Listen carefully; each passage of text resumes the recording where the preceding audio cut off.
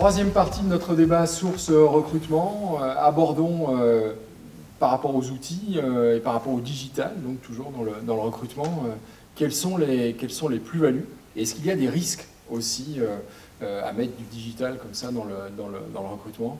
Tout à l'heure, on parlait de performance. Hein. Clairement, c'est l'un des arguments clés chez les clients d'InterviewApp.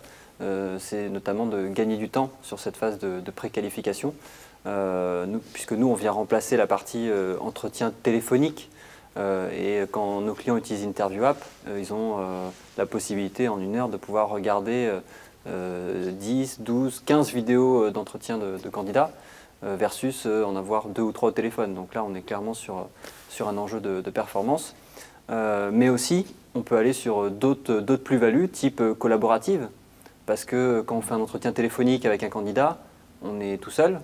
Quand on a une vidéo et qu'on peut la partager à un de ses collègues ou dans le cadre d'un cabinet à son client, là aussi on peut gagner en performance et c'est un enjeu qui est important dans le processus de recrutement parce qu'on sait que les bons candidats, ils trouvent un job plus vite que les autres. Donc il faut être en capacité de pouvoir capter aussi plus rapidement les meilleurs candidats. Surtout dans cette période-là de reprise économique et de guerre des talents, justement, je pense qu'effectivement... Exactement. Plus la durée du processus de recrutement augmente, plus le taux de désistement des bons candidats va augmenter en même temps. Donc l'enjeu de performance, il est important pour beaucoup d'entreprises. Jérémy ? On gagne en performance dans la mesure où on précise petit à petit son processus grâce à une information enrichie ou une flexibilité enrichie. Et ça, c'est le grand avantage des solutions digitales aujourd'hui. Du coup, avec le digital, l'intérêt, est-ce que c'est pas justement de plus se tromper ? On reste dans les RH. Même si effectivement il y a peut-être des informations qu'une machine peut capter, que l'être humain ne va pas capter, ça sert à augmenter l'expérience du recruteur, à lui apporter un outil d'aide à la décision.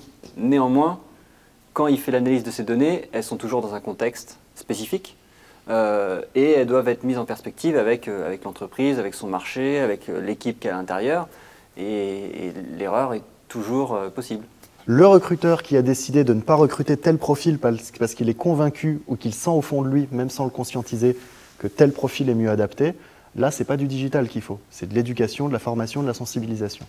Est-ce qu'une des plus-values ou est-ce qu'un des avantages du digital dans le recrutement, ce n'est pas la transparence? Quand j'évoquais Welcome to the Jungle, c'est ça aussi, hein, c'est que transparence des candidats, parce qu'il faut qu'ils soient aussi honnêtes sur leur parcours, on n'a pas le droit de mentir sur un CV, mais aussi honnêtes vis-à-vis de l'entreprise, de ne pas raconter n'importe quoi sur les missions, les postes que les candidats devront occuper. Donc je pense que ça peut effectivement contribuer à amener plus de transparence d'un côté comme de l'autre. Ce que fait YouTrust avec la certification de diplôme, voilà, rentre aussi dans cette catégorie plus de transparence avec le digital. Et je pense que cette transparence est de plus en plus renforcée grâce au digital, non pas par le fait simplement que l'information circule de manière bilatérale entre un candidat et un recruteur, mais par le fait qu'il y a toute une communauté autour. On prend l'exemple de solutions comme Glassdoor, qui permet à des salariés d'évaluer leur entreprise. Là, l'entreprise a beau dire ce qu'elle veut sur qui elle est, c'est les gens qui le vivent au quotidien qui en parlent. Et donc, on est un peu sur des solutions comme TripAdvisor, par exemple, où on est capable d'évaluer tous les hôtels et les restaurants parce qu'on y est allé. Et donc, le digital va rendre de la transparence, mais par cet usage collaboratif qui fait qu'on a une représentation 360 de ce qu'est la réalité. Il ne suffit pas de travailler sur sa marque employeur, il faut aussi, du coup, que l'ensemble de l'écosystème qui est autour... La transparence vient d'une représentation plus réaliste de ce qui se passe dans l'entreprise. Et chez le candidat. Et chez le candidat aussi. Hein. Sur LinkedIn, on a toute cette partie recommandation, où effectivement, ça ne sert à rien de se faire recommander par ses copains d'école, on est bien d'accord. Mais là où il y a de la valeur, c'est quand un de ses managers, un de ses anciens managers met une appréciation sur son profil, ça a de la valeur. Donc, merci Julien, merci Jérémy. Qu'est-ce qu'on peut dire finalement pour résumer tout ce qu'on a dit? Qu'est-ce qu'on peut dire le digital dans le recrutement?